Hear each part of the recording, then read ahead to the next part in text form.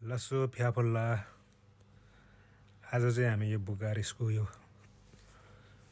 Old town भन्ने सहरतिर घुम्न आएको थिएँ। पानी परेर यस्तो चिसोमा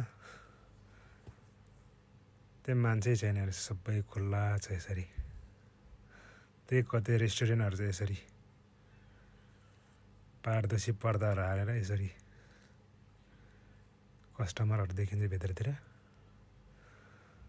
समरको गर्मीको टाइममा यति भिड हुन्छ यहाँ, यता आवत जावत गर्न नै गाह्रो हुन्छ। यस्तो पुरा टुरिस्ट एरिया। तर आज चाहिँ यस्तो सुनसान जस्तै छ। यस्तै पानी परेछ, त्यहीमा जाडो माइनसको उसमा छ तापक्रम, त्यही भएर